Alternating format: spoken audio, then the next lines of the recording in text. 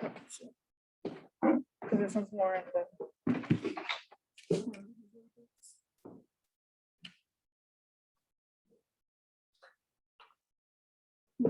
Okay, we're presenting a slide presentation on National Toilet Day.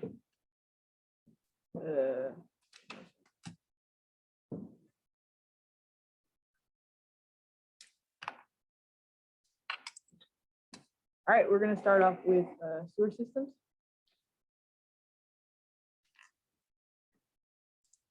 Okay, now before we had sewers, going back a little deep into time, we had the Roman Empire. They had regulations in place to separate wastewater by means of sewage systems in the streets. Then we go back to a little more like around that time. The first sanitation facility was a sump or a cesspit that appeared in Babylon around like 4000 BC. A simple digging in the ground to concentrate the excreta that could be found in other cities of the empire and rural areas. Then we go to the Babylonians. They had already developed a basic hydraulic system for water transportation and applied knowledge of conduction and stuff like that to like wash down like feces with buckets of water and clay pipes. And that's all for like, this slide. Next, lifestyle without sewers. Believe it or not, which is very believable, a lot of people live without sewage systems and, general toilets.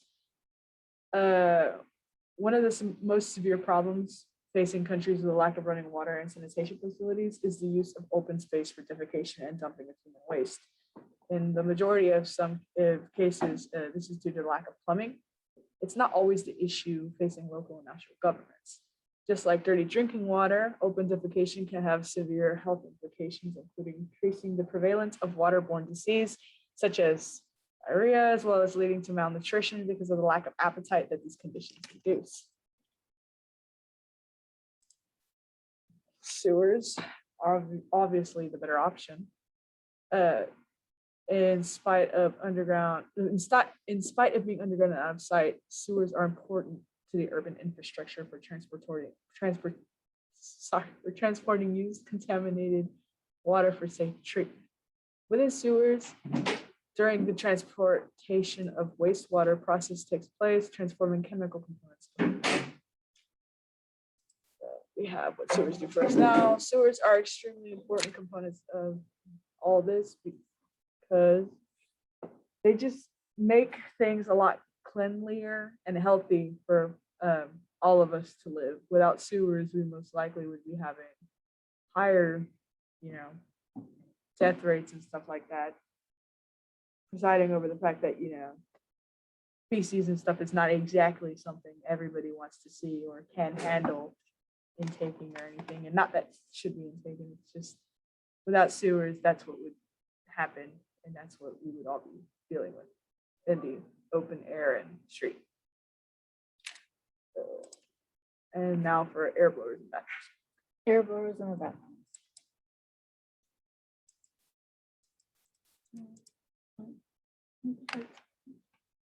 Cleaning toilets. Step 1, pour cleaning liquid into the interior of the toilet. Step 2, wipe the seat and lid with a disinfectant. Step 3, scrub the tank and exteriors to make sure the whole toilet is clean. Step 4, clean the bowl interiors, the inside, which is the most important part. Here you can see pictures of people demonstrating this. How long can it take to clean a toilet or restroom? To get everything shiny and germ-free in the restroom, expect it to take from 20 to 45 minutes to clean a bathroom spotlessly.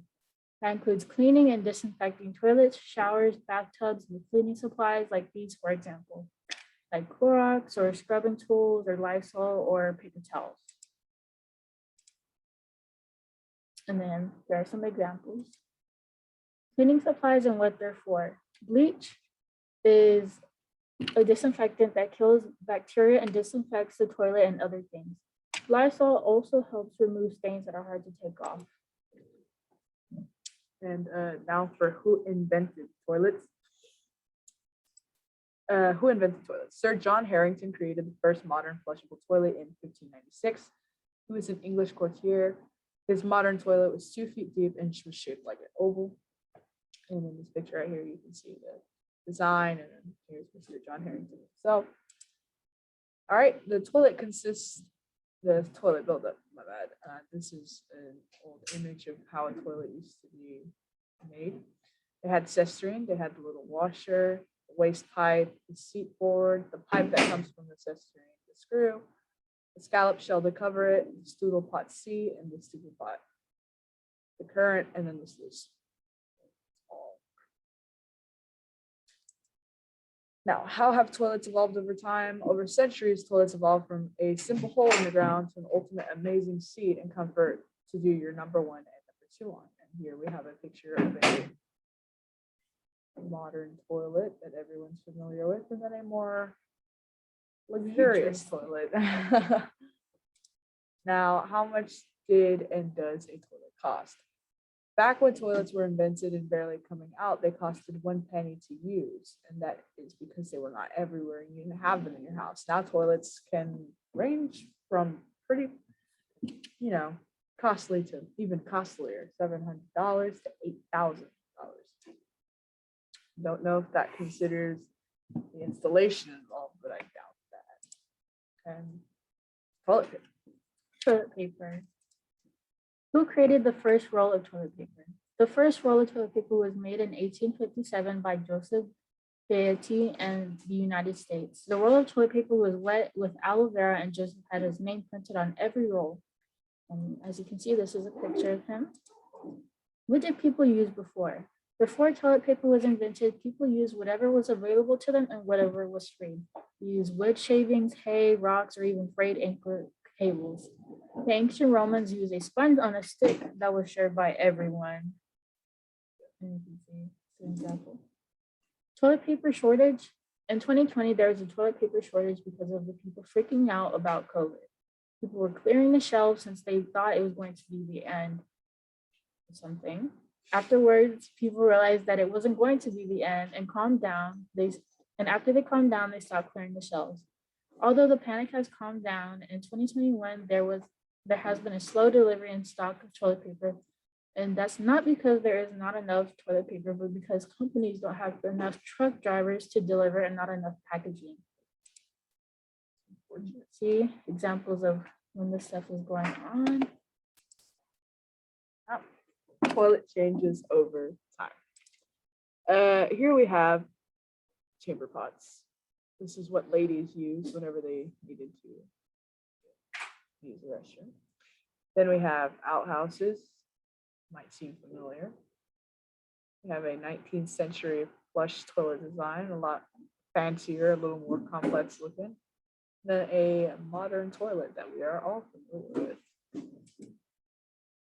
All right, before the flush toilet, back before Sir John Harrington had the flush toilet and made it popular and widespread, average person would probably go behind a tree or bush. Most people would also have a chamber pot to use as a toilet when the weather was too bad to go outside. These chamber pots look like your average bowl and would be emptied out in a river or thrown out in the woods. And then we have a lady right here emptying out some liquid. Flush toilet became widespread. Sir John Harrington's 1596 flush toilet would eventually become more popular as time went on, and we're glad for that. His flush toilet design was improved on by many people, and because of his design, the flush toilet was starting to become more commonly used. But it wasn't until the 1900s where the improved flush toilet was on a global scale popularity. And here we have right here a little poster. Tells you improved and all that. And here are the modern day toilet innovations. We have the mobile toilets or porta potties, compost toilets, solar toilets, bioenergy toilets, squat toilets, and then a bidet. American toilets between French toilets. The difference. American toilets make use of a single handle flushing system, while the European toilets feature the dual push flushing system. In flushing a European toilet, the first push button, or partial push, or small button, is to flush down liquid waste, while the second push, or big button push, is to flush down solid waste. Empty solids. I'll do this. History of the outhouse. And then here is a picture demonstrating what it was like before, back then, and then a modern outhouse. What can outhouses reveal? They say that outhouses can reveal clues about the culture and history of the world's former inhabitants who used them. Like typical litterers, many would leave pieces of the past like bottles, trash, relics, etc., in and outside of the wooden walls, as well as fossilized excrement can show scientists what kind of diets the toilet users. More info about the outhouses.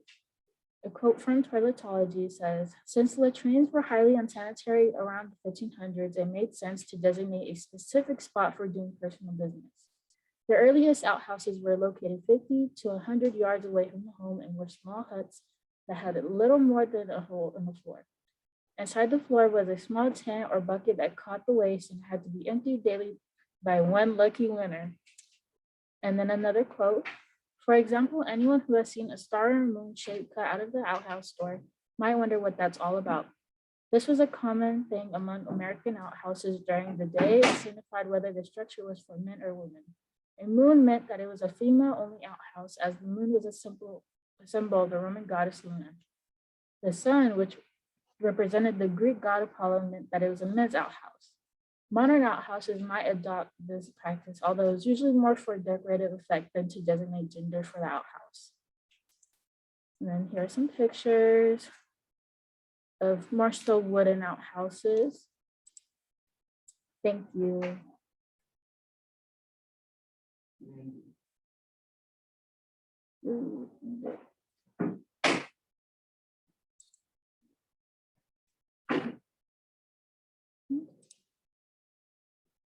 Can I have a